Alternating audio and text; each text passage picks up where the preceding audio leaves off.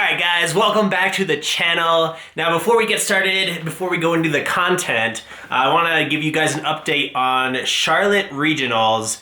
There may be a slight chance I have to change plans, that I have to cancel the trip. There are some opportunities, both money-wise, not exactly this weekend, both money-wise and this weekend, that'll pretty much better this channel in the long run, or at least have more of an effect on it than going to another regionals would have. I'm still weighing my options right now. I know many of you guys are going and we've made plans to meet, so I do not want to miss that. I want to meet you guys and I want to, hang out, talk, share some experiences from these vlogs. At the same time though, what would be happening would really be setting me up for the next season. I want to go full competitive player and make it to every standard regionals next year. And then a few expanded ones. So I'm kind of weighing the options again, like I said. But anyways, let's get into the content. Now, on Sunday, I went to a League Cup up in Johnstown, Break from Reality. You guys have seen it many times here on the vlogs. One of my favorite places to go play. I went up with my friend Andrew, his sons, and a few other people. Jason was supposed to go, however, he got sick that day. Hope you're feeling better, man. Drove up to the location, it's about an hour away. Still had a few things to do before the tournament started. I was looking for new sleeves, as well as filling out a deck list. Just got to Break from Reality. I'm actually pre-registered, but I still have to write my deck list, and I might re-sleeve my deck as well, if they have Dex protection sleeves. I've been looking for them, I wanna try them out, so if they're here, I'm gonna pick them up. Looks like just Ultra Pro. What's this? Oh yeah, these are the Pro Mat. I've heard of these. And then we have BCWs. Okay. I don't think they have them. I don't think they have them.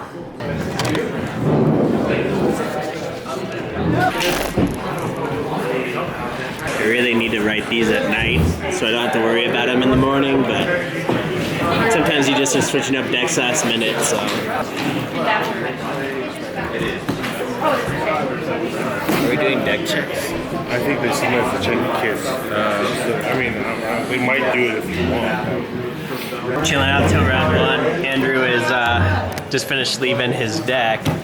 They didn't have Dex protection, I looked. Oh, you didn't have no. Otherwise I would have re-sleeved my deck as well. There's also donuts here, so it's a good morning. What are you playing today? Yeah? Nice. What are you playing? Buzzguard. Nice. Let's do this. And now it was time for the tournament, guys. The way I'm going to do this vlog is kind of just let the round updates play. And then I'll come back at the end and talk about them. I pretty much... So... Basically, as you guys know, if you guys know the rules of Pokemon TCG, you cannot have any electronics technically at a table during a tournament.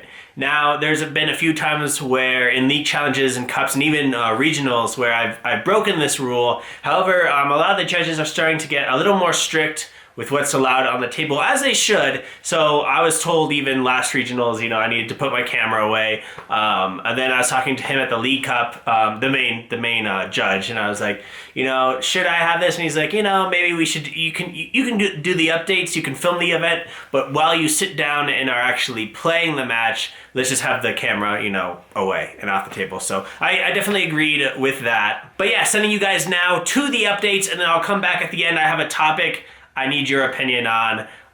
It wasn't bad this tournament, but I can foresee if I keep playing and doing decent at these events that it could become an issue. All right, round one. I was against Chris, who I played last time. I beat him last time, but he got me this time.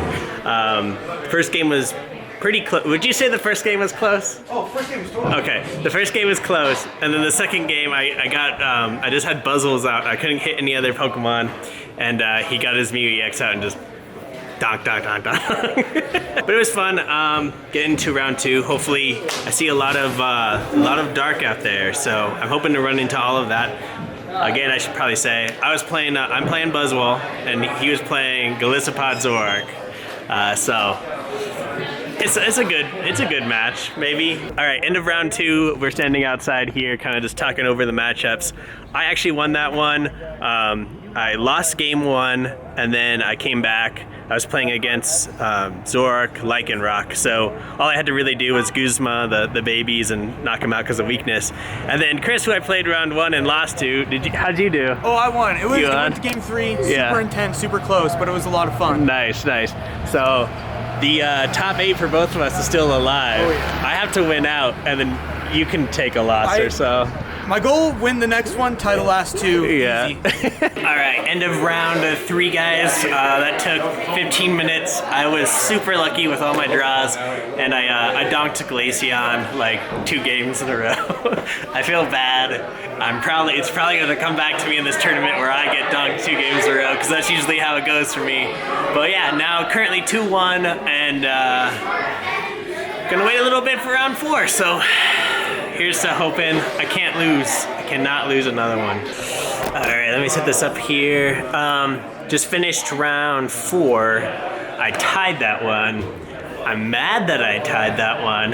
I won game 1. Game 2, commanding lead until I pulled up. I think I knocked out a Zoroark instead of a Wimpod, and he had everything he needed to one-shot my Buzzwole, my active Buzzwole, and that was the only one I had set up at the time. So that kind of turned the tide of that match. Ended up losing that one, and then in game 3 we went to time. I needed one more turn to win, but yeah, time is time. But now I'm playing for the win and in for top 8. So I'm 2-1-1. 1 or 2 of the 3 1-1s get into top 8. Here we go. And this brings me to my last round, guys. It was a very, very close game. I tied, technically. Now, we'll get into other things here in a second. It was a Buzzwole mirror match. Definitely got the win the first game, commanding. He had a good game too. You know, still a very good match. Game 3 was a little... I was more mad at myself than the situation. So let me explain. So it's a Buzzwole mirror match, and I have 4 prize cards left. He has 2 Buzzwole, 1 active and 1 on the bench. So what I did was I Skyled for the Choice Band. I needed to knock out the active one. I did that, had the Choice Band, attached it, started to shuffle before I announced my attack. As I was shuffling, time was called. So unfortunately, because I didn't announce my attack to finish my turn, I was turn 0. And this messed me up, guys. Like, I need to have better time awareness. I realize I need to clean up some of my plays, move a little faster. But he promoted some basic that was, I wouldn't have gotten 2 prizes from it. So I was turn 0 because of that, which means he's turn 1 in time. I'm turn 2, and then he gets 1 other turn. I knew from his board state he was going to be able to take the win. However, I could have taken the win if I could pull up the Buzzwole on his bench. He brings up a Rangaroo with a Guzma, and I don't have any way to really retreat it except by a Guzma or using 2 turns to retreat him. So, I could have attached that turn, and then if I had a second turn attached to retreat him, I had both energy in my hand.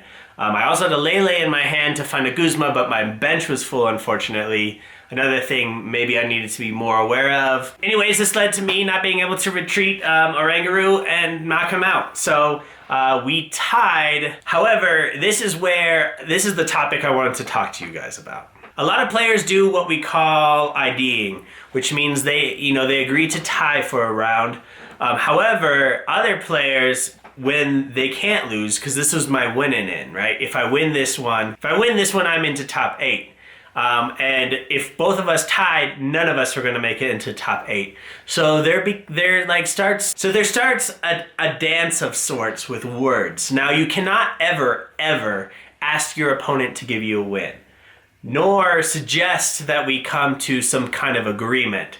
So to dance around it, a lot of players will ask, oh, how many points do you have on the year? Or are you going for your Worlds invite?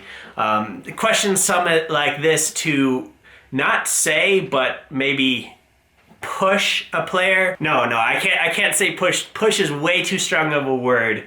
But, you know, it definitely just suggests or is like, hey, we should talk about this. Do we really both want to tie? Now, little disclaimer here. The person I was playing against is a friend. He's a great guy. However, I'm more asking for future circumstances when I'm getting into top 8. This guy has had a lot more points. There's a possibility if he hits a bunch of regionals that he may, you know, get his invite or at least try a little bit more for it. So we started talking, you know, about our points on the year, and I was like, you know, have the win. I have no problem doing that. But I think as I progress, and I was talking to my other friend Andrew about this, progress, especially next year, I think I might start taking the tie because I also worked hard to get there, and I want to play in top 8. And if I can't play in top 8 and we tie, that's the rules, you know. We tie, and none of us make it into top 8. Now, that's my question to you guys. Do you guys think it's always acceptable, or you should always give someone the win if they have maybe more points than you, or are a friend, or, you know, what circumstances is it okay and is it not okay to give a tie or give a win to somebody in a win-in situation where it would actually mean something? If you're both like 2-2-2 or 2-3, it doesn't matter if you give a win or not. You guys aren't making it, you know, into top cut. So yeah, what do you guys think? First of all, should CP be brought up at all, you know, to see if someone would concede to you? Number 2, do you do it only with friends? Number 3, do you do it all? Like, I don't know. What are the rules? What are the rules with this? Because I want to know, especially since I'm going to pursue the invite next year. All right, guys, that is the vlog. I hope you enjoyed. Again, our uploads are Tuesday, Thursday, and Saturday. However, if I do end up going to Charlotte, there's a likelihood there will be no upload Thursday and Saturday, as I'll be traveling during those days, getting more footage for you. However, if I decide to stay, then we will work out, you know, maybe one of those 2 days there will be a video. Actually, if I do stay, I'll have a video for you on Thursday. I'll have kind of an update, and then maybe we can get to an event or so Wednesday night, and I'll upload it for you guys on Thursday. All right, guys, I'll see you soon, and have a great day.